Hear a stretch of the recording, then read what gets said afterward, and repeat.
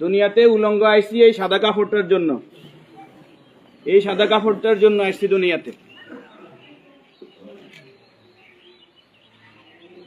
পুরুষ মানুষ ঢাকার দরকার নাই, সাদা কাফন দেখলে অন্তরের মধ্যে কি আসে? একটু ভয় আর সেটা মনে রাখবেন, পুরুষের ঢাকার দরকার নাই। মহিলাদেরকে এভাবে উপর দিয়ে ঢেকে দিতে হয়। মরণের হরে জীবিত থাকতে দরকার নাই। কি কন? আমার মেয়ে, আমার স্ত্রী, আমার বোন, আমার মা বেপরদায় চলে, আমরা হইলাম দায়ুস। ওই পুরুষ দায়ুস যে তার স্ত্রী সন্তানকে পর্দা করায় না। আপনি থাকতে আপনার স্ত্রী কিভাবে ফেরিওয়ালার সামনে যায় আলু ফ্রাইস কিনে? আপনি দেশে থাকতে, আপনি এলাকা থাকতে আপনার স্ত্রী কিভাবে মার্কেটিং করে যায়, এভাবে বাজার সদাই করে? আপনি পুরুষ কেন পর্দার ব্যাপারে সচেতন নয়? আপনার উপযুক্ত মেয়ে ওড়না ছাড়া ঘর থেকে বের হয় কিভাবে?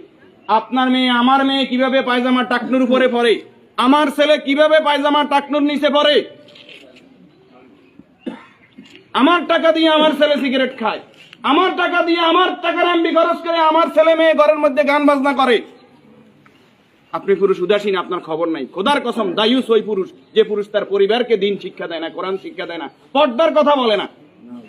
আর দায়ুস জাহান্নামে যাবে।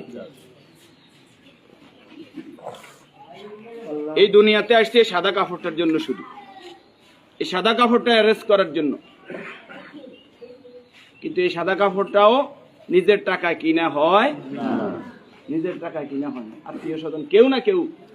আমরা অনেক সময় শুনছি যে 3.5 হাতের মালিক ছাড়া আমি ন, আমি নিজে 8-10টা কবর এইভাবে দিছি যে উনি যে জায়গা দেখাই গেছে এই জায়গায় কবর দিন আর জায়গা দিছি আমাদের বাড়িতে। কথা কি বুঝতে পারছেন?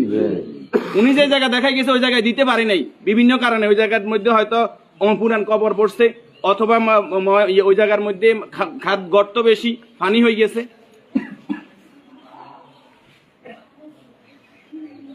তাহলে আমার শেষ জায়গাটাও আমার নির্দেশনা মতো হয় না, পরিবারে যারা আছে তাদের নির্দেশনা মতো হয়। যে রাসূলের শানমর্যাদা এত বেশি, সেই রাসূলের প্রতি দুরূদ ও সালাম সাল্লাল্লাহু আলাইহি ওয়াসাল্লাম।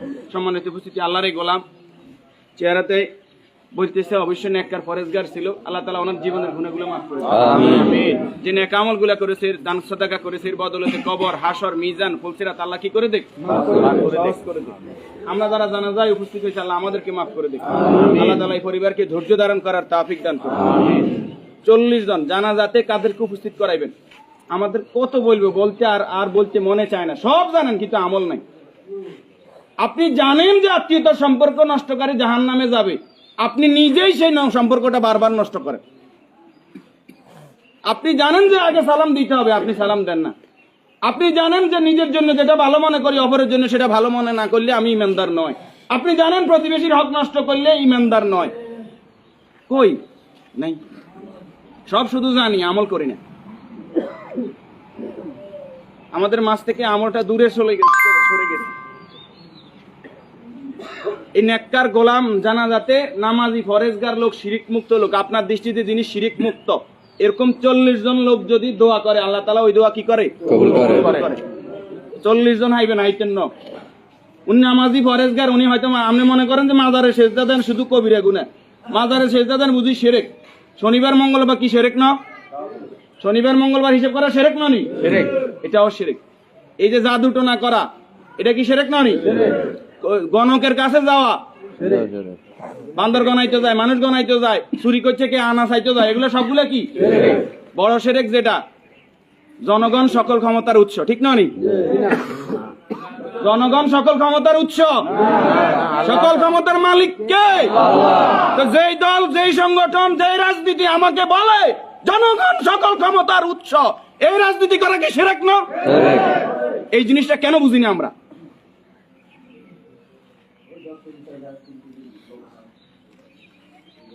আপনি মুখে বললেন জনগণ সকল ক্ষমতার উৎস, অন্তরে আপনি বলবেন যে হ্যাঁ আল্লাহ সকল ক্ষমতার উৎস, এটা তো আল্লাহ মানে না।